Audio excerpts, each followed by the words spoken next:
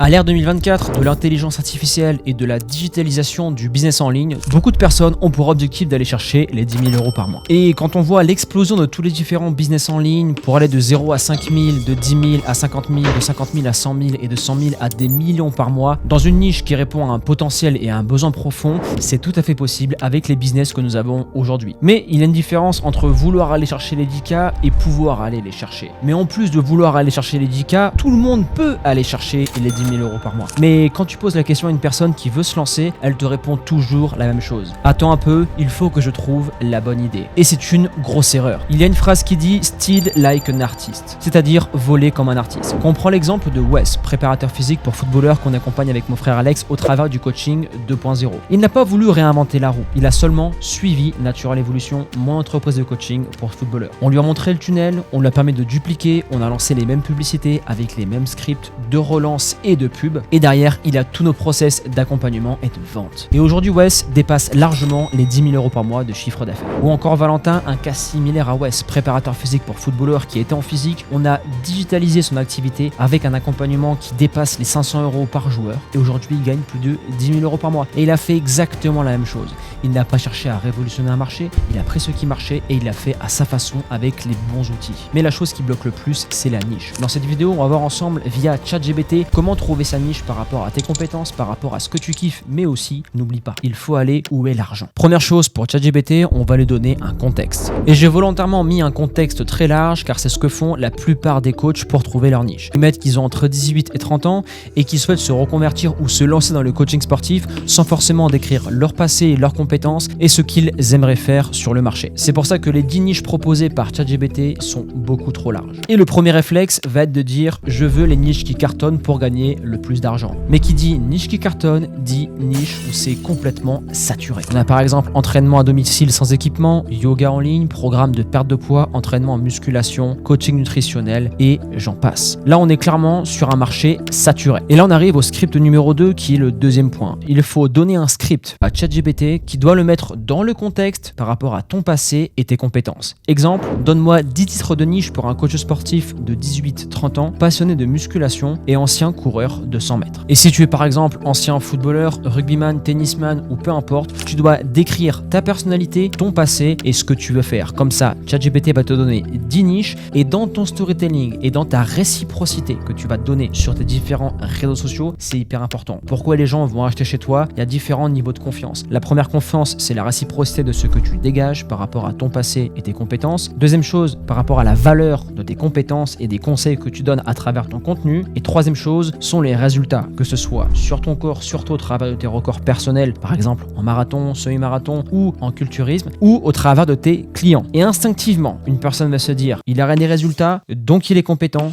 donc j'ai confiance en lui. Maintenant, voici les 10 niches spécifiques que ChatGPT nous a données. Ok, entraînement sprinter, programme de musculation pour athlètes, compétition culturisme, etc.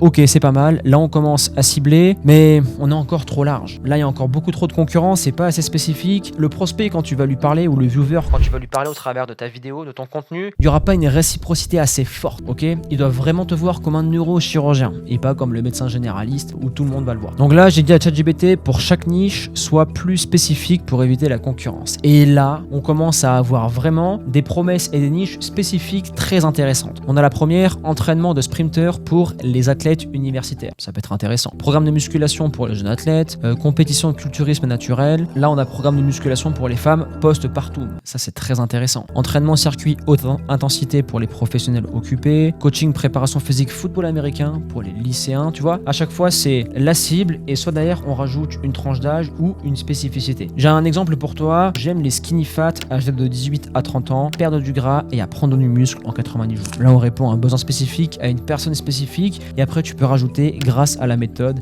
ETF, TXC, peu importe. Parce qu'il y a la méthode qui va permettre au skinny fat d'aller chercher sa prise de muscle en perdant la bedaine qu'il a au niveau du ventre. Et maintenant qu'on a trouvé la niche, le reste va être facile, entre parenthèses. Quand on sait à qui on parle, on peut organiser son contenu par rapport à cette personne-là. On peut connaître ses besoins profonds, ses souffrances et ses échecs. Par exemple, si je vais parler à une femme enceinte ou si je vais parler à une femme post-partum, je sais qu'elle va avoir une grosse prise de poids, je sais qu'il va falloir éduquer son périnée, elle va regarder ses anciens habits et elle va les envier, elle va regarder des anciennes photos d'elle, elle va aussi se dire « Oh, j'aimerais tellement revenir comme avant ». avant. Et après, au travers de forums, de groupes Facebook et même au travers de ChatGPT, tu peux lui demander les 10 gros points de douleur chez une femme après un accouchement. Et en connaissant tout cela, tu pourras aller chercher les points de douleur dans tes contenus, dans ta VSL, ta vidéo de vente ou au travers de tes programmes pour répondre à ces points de douleur et aux besoins profonds qu'une femme a après un accouchement. Et c'est exactement pareil pour toutes les différentes niches. Maintenant qu'on a celle-ci, on va créer du contenu. Et quand on crée du contenu, on respecte ce que je t'ai dit auparavant. Le branding, la confiance, le résultat client et on partage ses compétences. Autre point hyper intéressant, quand une niche correspond à ton passé, quand elle correspond à tes compétences, tu pourras créer un storytelling. Exemple concret, dans mon business Natural Evolution, on parle à des footballeurs professionnels et amateurs. Qui suis-je? Je suis un préparateur physique pour footballeurs qui a connu le monde professionnel et le monde du haut niveau. Donc j'ai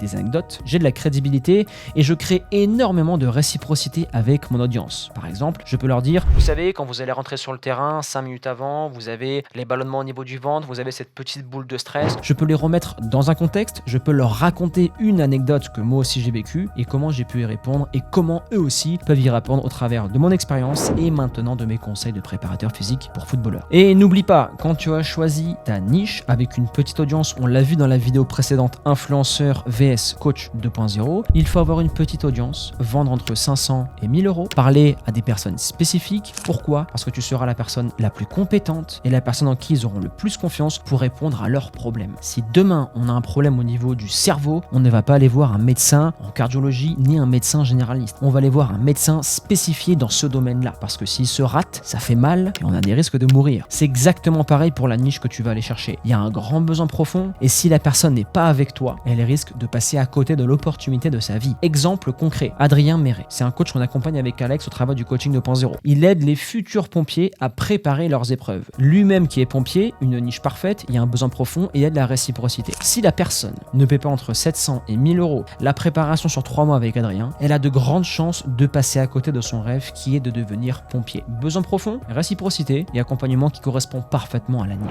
Et quand tu comprends toute cette globalité, tu cartonnes sur Internet. Si on regarde derrière chaque grand succès, il y a une niche, un besoin profond. Et si on aborde les grands youtubeurs français, anglophones et peu importe, qui ont des millions d'abonnés et de gros chiffres d'affaires, aujourd'hui c'est du mainstream. Ça parle à monsieur et madame tout le monde pour faire du make money. Mais à la base, ils sont entrés par le e-commerce, ils sont entrés par le web marketing ou ils sont rentrés par le copywriting. À la base, c'est une niche avec un besoin spécifique. Et ensuite, quand tu vas griller ce marché, on ouvre, on écarte l'audience, que ce soit au travers des publicités pour scaler, mais aussi au travers du contenu organique pour parler à plus de monde. On arrive maintenant à la fin de cette vidéo. Si tu veux toi aussi aller chercher les 5 à 10 000 euros de chiffre d'affaires par mois en tant que coach sportif, thérapeute ou encore nutritionniste, tu as un lien en description dans lequel tu auras une formation gratuite dans laquelle on t'explique les différentes étapes pour aller chercher du chiffre tout en restant aligné avec ta personne et tes compétences. C'était Antoine et on se retrouve très vite pour une prochaine vidéo. Ciao!